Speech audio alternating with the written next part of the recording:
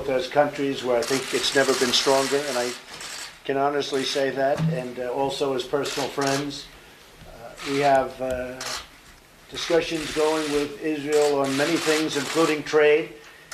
But the big move, and something that was very historic and very important, was the fact that we will be moving our embassy, as you know, to Jerusalem.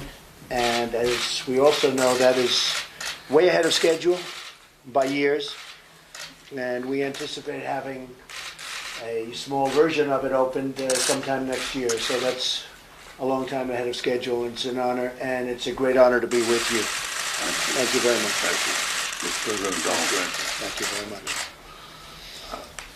Mr. President, I want to say something, because this is the first meeting you've had since your historic decision to recognize Jerusalem as Israel's capital and to move the embassy, and now to expedite the movement of the embassy to Jerusalem. And I want to say that this is a historic decision that will be forever etched in the hearts of our people for generations to come.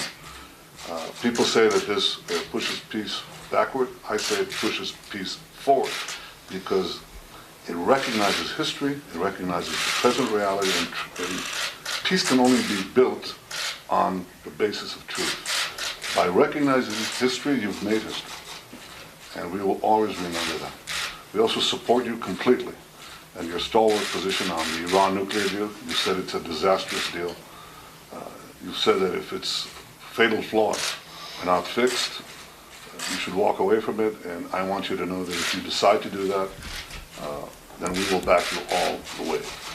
We also appreciate the fact that you confront Iran's aggression with us and with other parties in the region as never before. I've never seen the realistic alliance between the United States, Israel, and your other allies in the region as strong, as unified as it is under your leadership. And the last point is, you stood up for Israel in the UN in a remarkable way, rock solid support.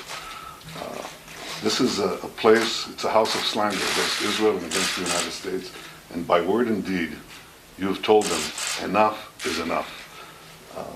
As you finish your first year in office, I want to say that I look forward to continuing our remarkable, tremendous friendship in the years ahead, and I want to express the appreciation of the people of Israel to you. Thank you, Mr. President. Thank you very much, President. Thank you. My honor. I have to say, on the United Nations, we were pretty much out in the wilderness by ourselves, the United States, and we heard every country was going to be against us.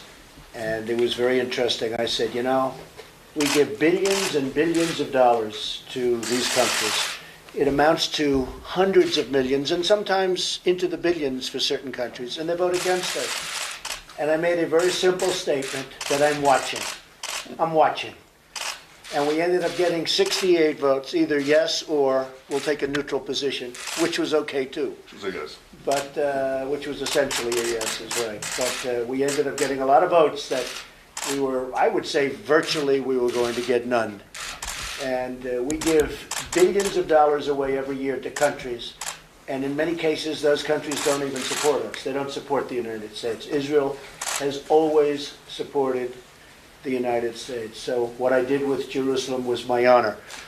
And hopefully we can do something with peace. I would love to see it. You know, if you look back at the various peace proposals, and they are endless, and I spoke to some of the people involved, and I said, did you ever talk about the vast amounts of funds, money, that we give to the Palestinians? We give, you know, hundreds of millions of dollars.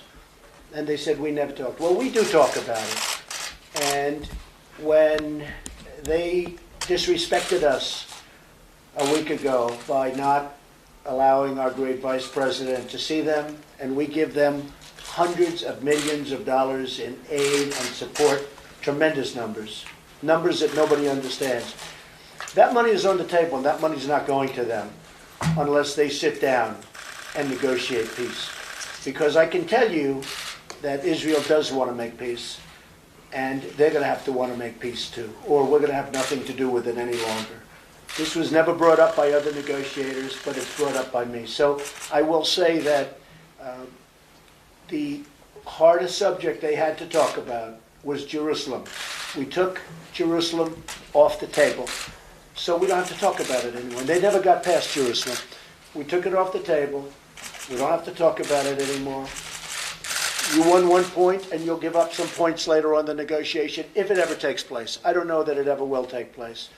But they have to respect the process also, and they have to respect the fact that the U.S. has given tremendous support to them over the years in terms of monetary support and other support. So we'll see what happens with the peace process, but respect has to be shown to the U.S., or we're just not going any further. Thank you all very much. Mr. President, are you We're heading out. Guys, we're heading out. We're heading out. To answer your question. Mr. President, will we see a peace plan? Thank you. Capital for future Thank you very much, everybody. Peace process. Thank you, everyone. Thank you, everyone. Thank you. Speak up, Steve. It's not like Thank you. Any sort of Middle East peace plan, proposal? we're going to see what happens. Yes, we have a proposal for peace. It's a great proposal for the Palestinians. I think it's a very good proposal for Israel. It covers a lot of the things that were over the years discussed and agreed on. But the fact is, and I think you know this better than anybody, there were never any deals that came close because Jerusalem, you could never get past Jerusalem. So when people said, oh, I set it back, I didn't set it back, I helped it. Because by taking it off the table, that was the toughest issue. And Israel will pay for that. Look, Israel, something's going to happen. They'll do something that's going to be a very good thing. But they want to make peace, and I hope the Palestinians want to make peace. And if they do, everybody's going to be very happy in the end. We'll see what happens, Steve. How will We'll see what Israel happens. Mr. President, any comments about Abu Mazen's remarks How will regarding you Israel pay for personally? it? No, I didn't really read his remarks personally. I think I'm probably better off not seeing them. But we've done a lot for them, and hopefully they're going to make peace for their people. You know what? It's many years of killing people. It's many years of killing each other. They have to be tired and disgusted of it. So let's see what happens. I think eventually very sound minds, I hope sound minds, are going to prevail. And it would be a great achievement of mine. I've said it from day one, if we could make peace between Israel and the Palestinians. If we do that, I would consider that one of our truly great achievements. But the money is on the table. You know, the money was never on the table, I tell you up front. We give them tremendous amounts, hundreds of millions of dollars a year. That money is on the table. Because why should we do that as a country if they're doing nothing for us? And what we want to do for them is help them. We want to create peace and save lives. And we'll see what happens. We'll see what happens. But the money is on the table. Thank you very much. Are you taking the money away now? Are you taking the money now? Mr. President, what is the timeline look like? Are you ending the aid immediately? Anytime they want. We're heading out. Thank you. Guys, thank you. Thank you.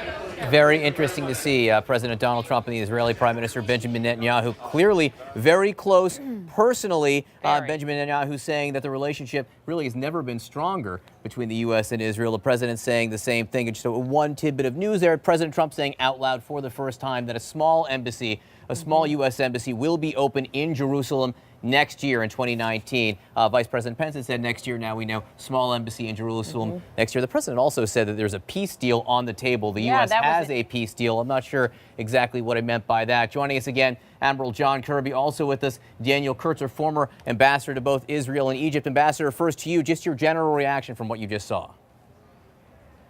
Well, as you suggested, John, they enjoy a terrific relationship, and that's a good thing when the Prime Minister of Israel and the President of the United States get along so well. There's almost a mind meld between them, and for both of them, it's very important for their domestic audiences. Of course, it doesn't resolve any of the major issues that are on the table. President suggested that there's going to be a peace plan, but we haven't seen it yet, and the Palestinians have said the United States is not a partner. So the meeting is fated to succeed, but the question is how much progress they'll make at it. We know, Admiral, how well the president responds to flattery, and he certainly just got a whole lot of it on camera from Prime Minister Benjamin Netanyahu, saying, by recognizing history, you have made history, calling their friendship remarkable and tremendous. And then the president on the substantive side talking about a peace deal he says is on the table between the Israelis and the Palestinians. He said, quote, everyone will be very happy in the end. And he is still insisting that by what he calls taking Jerusalem off the table, by moving the embassy to Jerusalem, he has helped the process. That is certainly not how the Palestinians see it. No, not at all. And Mahmoud Abbas has made it very clear that the United States has now removed itself as any kind of mediation role in the Israeli-Palestinian peace process. We've removed our leadership. We've removed any influence that we might have had. He didn't take Jerusalem off the table. He made it more of an issue by declaring it as the capital of Israel, although that's been said before by presidents, and by saying he's going to move the embassy there. Look, the final status of Jerusalem was always supposed to be, according to the UN process, settled by the parties, by the two parties at the final negotiations. That was the whole process in place. By doing what he did, and because the United States had until recently such influence, he actually made it more of an issue and set back any potential peace process going forward. Admiral, 30 seconds left. He says Jerusalem's off the table. Does that mean that the Palestinians won't get their capital in East Jerusalem? Because that, I don't believe, has exactly been discussed just yet. And he also said the Israelis will have to give something. Yeah, no, it's not going to go away for the Palestinians. It's still going to be an issue for them, and they're going to continue to want to seek that. And then, again, on where this goes with Israel, I don't know. Clearly, what he's done, though, is by declaring Jerusalem the capital and by saying he's going to move the embassy, he's given Israel everything and got nothing in return from Israel. I find it interesting that he keeps talking about the money to the Palestinians.